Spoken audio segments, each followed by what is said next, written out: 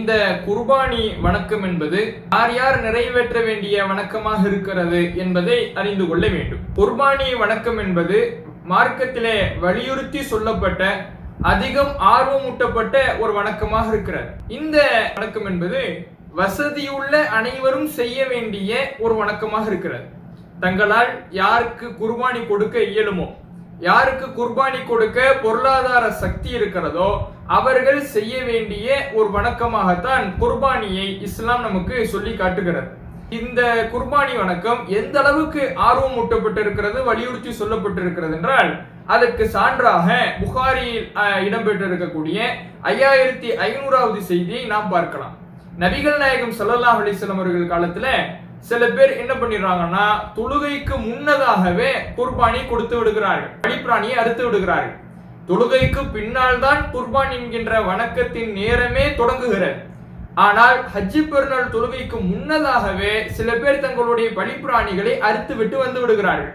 அப்போது நபிகள் நாயகம் ஸல்லல்லாஹு அலைஹி வஸல்லம் அவர்கள் அந்த மக்களிடத்திலே சொல்லுகிறார்கள், மன் ஸபஹ கப்ல ஸலாத்தி ஃபல்யஸ்பஹ் மகானஹா உஹ்ரா.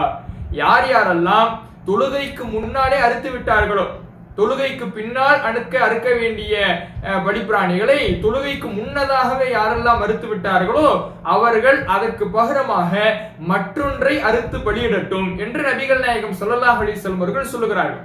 அப்போ இந்த வார்த்தை இந்த வணக்கத்தினுடைய முக்கியத்துவத்தையும் எந்த அளவுக்கு வலியுறுத்தி சொல்லப்பட்டிருக்கிறது என்பதையும் காட்டுகிறார். தொழுகைக்கு முன்னால் அறுத்தார்கள் என்பதற்காக சரி அது உங்களுக்கு தர்மம் என்ற நன்மையை பெற்று தரும், குர்பானி என்கின்ற வணக்கத்தை நீங்கள் செய்யவில்லை என்றாலும் பரவாயில்லை என்று கடந்து போகாமல், குர்பானி என்கின்ற வணக்கத்திற்காக அது தொழுகைக்கு பின்னால் தான் துவங்குகிறது, அதனால் இன்னொரு பலிப்பிராணியை கொண்டு வந்து நீங்கள் அறுத்து விடுங்கள் என்று நபிகள் நாயகம் ஸல்லல்லாஹு அலைஹி வஸல்லம் அவர்கள் தொழுகைக்கு முன்னால் அறுத்தவர்களுக்கும் கூட அது குர்பானியில் சேராது, மீண்டும் வருங்கள் என்ற கட்டளையை பிறப்பித்ததிலிருந்து இது எந்த அளவுக்கு ஆர்வமூட்டப்பட்டிருக்கிறது, வலியுறுத்தி சொல்லப்பட்டிருக்கிறது, இதனுடைய முக்கியத்துவம் என்ன என்பதை இந்த செய்தி நமக்கு உணர்த்துகிறது.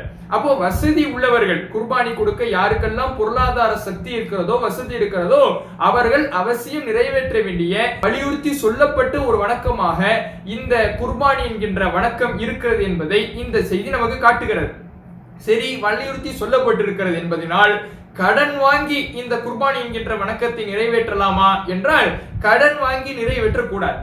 ஏனென்றால் இந்த குர்பானி என்கின்ற வணக்கத்தை பொறுத்தவரையிலே வலியுறுத்தி சொல்லப்பட்டிருக்கிறது. வலியுறுத்தி சொல்லப்பட்டிருப்பதினால் இதை செய்யாமல் விட்டால் குற்றம் என்பது ஆகாது. ஆனால் கடனை வாங்கிவிட்டு அதை நிறைவேற்றாமல் விட்டுவிட்டால் அது குற்றமாக அல்லாஹ்விடத்திலே கருதப்படும். நபிகள் நாயகம் ஸல்லல்லாஹு அலைஹி வஸல்லம் அவர்கள் கூறினார்கள், யுஃபரு லிஷஹீதி குல்லு தம்பின். ஷஹீதுக்கு, உயிர் தியாகம் செய்தவருக்கு, அல்லாஹ்வுடைய பாதையில் உயிர் நீத்தவருக்கு அனைத்து பாவங்களும் மன்னிக்கப்பட்டு விடும், இல்லத்தைன், கடனை தவிர என்று அல்லாஹ்வுடைய தூதர் அவர்கள் கூறினார்கள். அப்போ கடன் என்பது மன்னிக்கப்படாத ஒரு குற்றமாக இறைவனிடத்திலே இருக்கும். குர்பானியை நிறைவேற்றவில்லை என்றால் அது இறைவனிடத்திலே குற்றமாக கருதப்படாது. அதை செய்தால் ஏராளமான நன்மைகள் வழங்கப்படும். அது மார்க்கத்தில் அதிகமாக வலியுறுத்தப்பட்ட, அதிகமாக ஆர்வமூட்டப்பட்ட, முக்கியத்துவம் வழங்கப்பட்ட ஒரு வணக்கமாக இருக்கிறது. அதே சமயம் அதை நிறைவேற்றவில்லை என்றால் அல்லாஹ்விடத்திலே குற்றமாக கருதப்படாது. ஆனால் கடனை வாங்கிவிட்டு அந்த கடனை நாம் நிறைவேற்றாமல் மரணித்து விட்டோம் என்றால் அது இறைவனிடத்திலே ஒரு குற்றமாக கருதப்படும். குர்பானியை நிறைவேற்றவில்லை என்றால் குற்றமாக அல்லாஹ்விடத்தில் கருதப்படாது. ஆனால் கடனை நிறைவேற்றவில்லை என்றால் அல்லாஹ்விடத்திலே குற்றமாக கருதப்படும் என்பதனால் கடன் வாங்கி ஒரு குர்பானியை கொடுக்க வேண்டும் என்கின்ற அளவுக்கு மார்க்கம் வற்புறுத்தி சொல்லவில்லை. மார்க்கம் அந்த அளவுக்கு ஒரு மனிதரை சிரமப்படுத்தவில்லை. லா யுகல்லிஃபுல்லாஹு நஃப்ஸன் இல்லா உஸாஹா. எந்த மனிதரையும் அவருக்கு சிரமத்தை மீறி நாம் சோதிக்க மாட்டோம் என்று இறைவன் சொல்லி காட்டுகிறான். அந்த அடிப்படையில் கடன் வாங்கி குர்பானி கொடுக்க வேண்டிய அவசியம் இந்த மார்க்கத்திலே இல்லை. சிலர் போன வருடம் நாம் குர்பானி கொடுத்தோம், இந்த வருடம் நம்மால் குர்பானி கொடுக்க முடியவில்லை, மக்கள் எல்லாம் நாம் குர்பானி கொடுக்காத காரணத்தினால் நம்முடைய அந்தஸ்தை, நம்முடைய பொருளாதார நிலையை கேலி பேச ஆரம்பித்து விடுவார்களோ, அல்லது குறை கூற ஆரம்பித்து விடுவார்களோ, அல்லது 4 பேர் 4 விதமாக பேச ஆரம்பித்து விடுவார்களோ என்பதற்காக அஞ்சி கடன் வாங்கி குர்பானி கொடுத்தோம் என்றால் இதிலே இஹ்லாஸ் பேணப்படாமல் போய்விடும். இஹ்லாஸோடு நாம் செய்கிறோம் என்றால் நம்மால் முடிந்தால் அல்லாஹ்வுக்காக செய்ய வேண்டும், இப்படி செய்கிறோம் என்றால், கடன் வாங்கி மக்கள் குறை கூறுவார்கள் என்பதற்காக செய்கிறோம் என்றால், இது இறைவனுக்காக செய்யப்பட்ட வணக்கமாக கருதப்படாது, மக்களுடைய பார்வைக்காக செய்யப்பட்ட வணக்கமாக மாறிவிடும் என்பதை கவனத்தில் கொள்ள வேண்டும்.